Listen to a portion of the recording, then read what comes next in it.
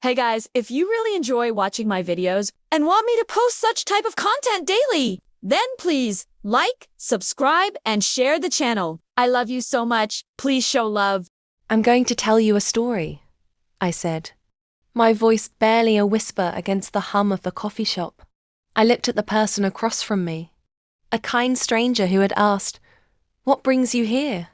I didn't want to tell them about the book I was reading or the deadline I was missing.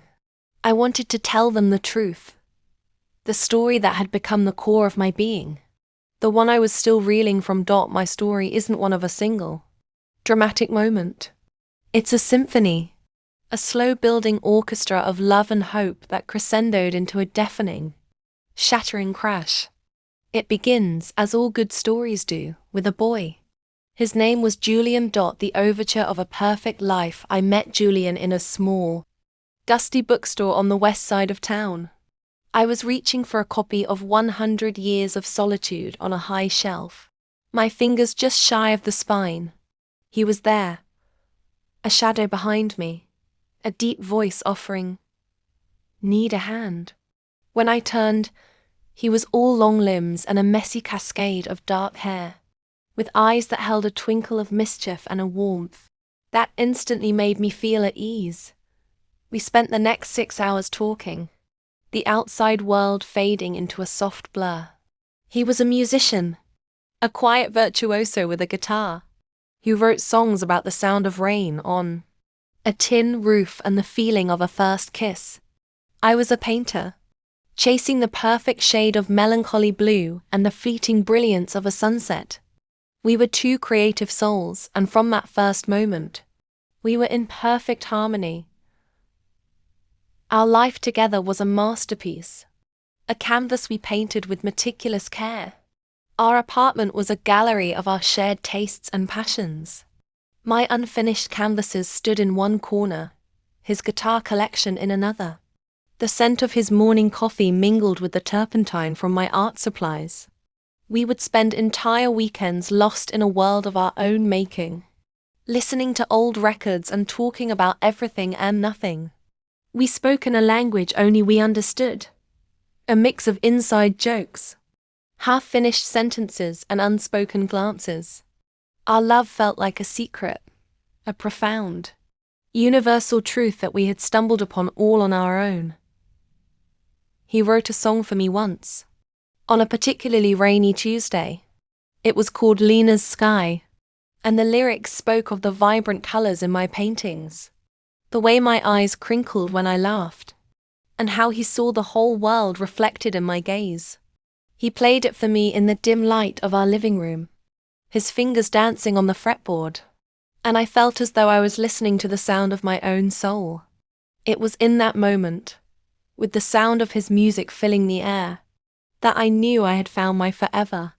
I felt a love so profound it was almost painful, a love that promised a future of unshakable happiness.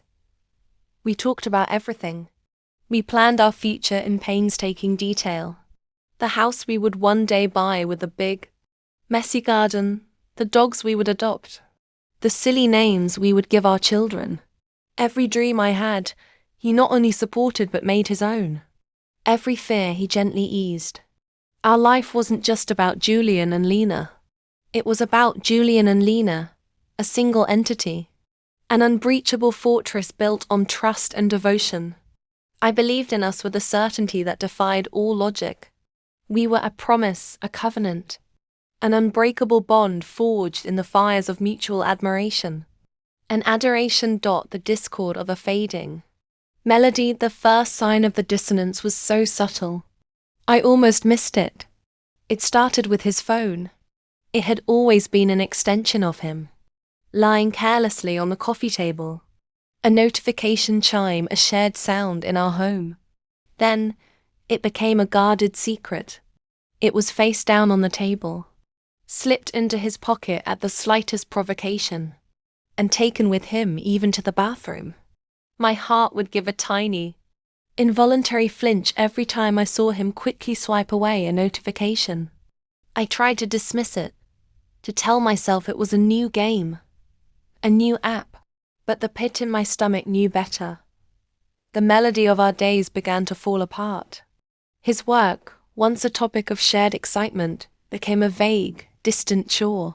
He would come home late, his face a mask of exhaustion that I now suspect was more emotional than physical. "Long day," he'd mumble, and I, desperate to believe him, would nod and offer him a warm meal and a back rub. The laughter that had once filled our apartment was now reserved for quick, nervous bursts. The quiet intimacy we once shared was replaced by an uncomfortable silence, punctuated only by the clicking of a keyboard or the soft glow of a phone screen. I found myself becoming a stranger in my own life.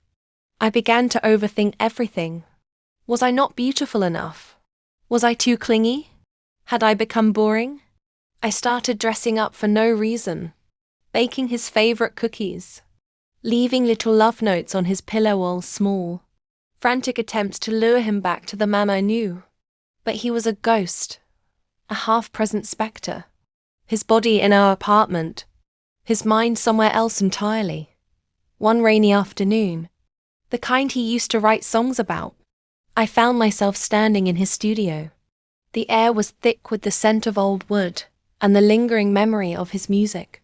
I ran my hand over the dusty surface of his guitar, a profound sadness settling over me. He hadn't played in months. My fingers brushed against a small piece of paper tucked under a stack of sheet music. It was a Polaroid, a blurry, sun-drenched photo of a woman with bright red hair and a dazzling smile, sitting in a messy art studio, her hand holding a paintbrush. In the corner, a little handwritten note. "To my muse, C." The world tilted. The symphony crashed into a single agonizing note of pure dread. C. Clara. She was an art consultant who had been working with his firm on a new project. He had mentioned her name in passing once or twice, describing her as a true visionary. The words, once harmless, now felt like daggers. I stood there, frozen, the photograph a searing brand in my hand. It was not just a picture. It was a confession. The woman in the photo wasn't just a colleague. She was a muse, the one who had stolen my song. The grand, catastrophic finale. I didn't say anything at first. I couldn't. The words were a physical ache in my throat. I tucked the photo back where I found it and waited. The waiting was a special kind of torture. Every minute that passed was a slow motion unraveling of our life together. I cooked dinner, a meal he didn't taste. We watched a movie we didn't see. I felt like an actress in a play I hadn't rehearsed for. My every movement and word a stilted performance. When he finally came home the next day, it was late. His scent not just his own, but a faint, unfamiliar perfume, like a ghostly touch. The final lie, the final betrayal, was in the air between us. I stood in the middle of the living room, a space that had once held all our joy, and I looked at him. "Who is she, Julian?" My voice was calm, almost unnervingly so. He froze, his face losing all color. "What are you talking about?" He stammered, the feigned innocence a final, cruel act. I didn't need to ask. The truth was in his eyes, in the way he wouldn't meet mine. "The woman. The one you're writing songs for now." He tried to deny it, a frantic, tangled mess of excuses. "She's just a colleague, Lena. You're imagining things." But the calm facade I had built shattered. "I know her name is Clara," I said. The words a raw, ragged sound. "I saw her picture. I saw the note." My voice rose, cracking with the weight of my pain. "Why couldn't you just tell me? Why did you have to lie? Was I so meaningless that you couldn't even give me the truth?" The shouting began then, a desperate, verbal boxing match that left both of us bleeding. The words were a cascade of venom and despair. He confessed, a torrent of confessions pouring out of him. The late nights, the secret dinners, the emotional connection he claimed was just a friendship. But he couldn't hide the truth. He was a different person with her. A new song he was writing for a new muse. The fight was over as quickly as it began. We stood in the ruins of our living room, the space that had once been our sanctuary, now a war zone. I looked at him, at the man I had given my entire heart to, and I felt nothing but a hollow emptiness. The symphony was over. The finale was not a grand flourish but a dull, broken silence. I walked to my studio, a place that once brought me so much joy, and grabbed the first finished canvas I saw. It was a portrait of him, a painting I had spent months on, capturing the light in his eyes, the curve of his smile. Without a word, I took a palette knife and slashed it into 1,000 pieces. I kept slashing until the paint was nothing but a mess of color, until the face I had once loved so dearly was unrecognizable. He stood in the doorway, watching me destroy a part of myself, a silent, helpless witness to the wreck he had made. The long, silent road of reconstruction, the days that followed were a blur of grief. I moved out, not with a grand exit, but with a quiet, efficient sadness. I packed my canvases, my paints, the small treasures that were all that was left of my old life. The apartment, once our home, became a tomb of shattered memories. The city lights looked like a scattering of tears. The first few weeks were a void. I couldn't eat. I couldn't sleep. My art studio was a foreign land. My canvases a blank, intimidating void. I was a ghost, haunting the streets of a city that had once been so full of life. My friends and family tried to help, but their words felt like a language I no longer understood. "You'll get through this," they'd say. "You're so strong." But I didn't feel strong. I felt like a fragile, broken thing, a piece of glass shattered into a million fragments.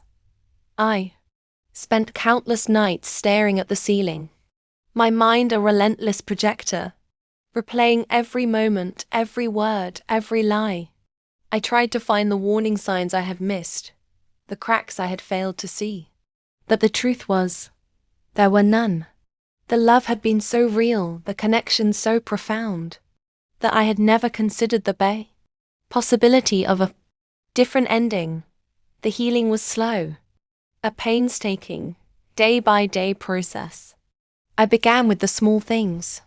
I started walking again, not with a destination in mind, but just to feel the pavement beneath my feet. I went to the same coffee shop where Julian and I had once spent hours talking, and I sat alone, a book in my hand, and learned to be comfortable in my own company. I started drawing again, not with the intention of creating a masterpiece, but simply to feel the pencil in my hand, to feel the paper beneath my fingers. My first drawing was a broken heart, a jagged line with a gaping hole in the middle. My second was a single perfect teardrop. My third was a bird, its wings clipped, trying to fly. The art became my therapy, a way to express the pain that was too profound for words. Slowly, imperceptibly, the drawings began to change. The broken heart found a way to heal itself with golden seams. The teardrop became a single shining diamond. The bird's wings began to grow back, feather by feather. The art wasn't about the tragedy anymore. It was about the journey of healing. It was about the strength I was finding in my solitude. The resurrection of a new self. A year passed. A quiet, monumental year of self-discovery. I was a different person. I was no longer Julian's Lena, a half of a whole. I was just Lena. I had to learn what that meant. I took a trip, a spontaneous decision that was completely unlike my old self. I went to a remote cabin in the mountains, a place of profound silence and breathtaking natural beauty. There, surrounded by the raw, untamed wilderness, I felt the last vestiges of my old life fall away. I hiked for miles, a new strength in my legs, a new purpose in my heart. I sat by the lake and watched the ripples in the water. A silent, beautiful reminder of the way life goes on, even after a stone has been thrown into the placid surface. I learned to find peace in my solitude, to find strength in my independence, and to find beauty in the imperfect, messy masterpiece that was my life. I found a new passion for painting abstract art, a style that allowed me to express the swirling chaos of my emotions, without the need for a recognizable form. My art was no longer about a portrait of a person, but about the feeling of a moment, the vibrant colors of a sunset, the raw, untamed energy of a storm. My canvases were no longer a record of a shared life, but a testament to the beautiful, complex journey of my own soul. I thought about Julian and Clara. I had heard through the grapevine that they were still together, that he had written a new song for her, a new anthem for their love. But the news, once a source of searing pain, now felt like a distant memory. The rage and the bitterness were gone, replaced by a quiet sense of acceptance. It wasn't about them anymore. It was about me. I realized that the other woman wasn't a villain in my story. She was a catalyst. She was the storm that had to come to tear down the old, rickety house so I could build a new one, stronger and more beautiful than the last. She was the key that unlocked a part of myself I never knew existed, a part that was independent, resilient, and unbreakable. Julian's love was a symphony, but it was a symphony of shattered glass, a beautiful sound that ended in a million sharp, painful pieces. My new life was not a symphony. It was a single, powerful note, a note of self-love, self-respect, and quiet dignity. It wasn't about finding a new melody, a new song. It was about learning to dance to the rhythm of my own coda of a life reclaimed. And so, here I am, still in the same city, but in a different apartment. My canvases are all my own now, a wild, vibrant collection of colors and emotions. The sound of a guitar no longer fills the air, but the soft whisper of a paintbrush on a canvas does. I'm not a masterpiece, and my life is not a perfect symphony, but it is real. It is mine. I looked at the stranger across from me, their eyes wide with the weight of my story.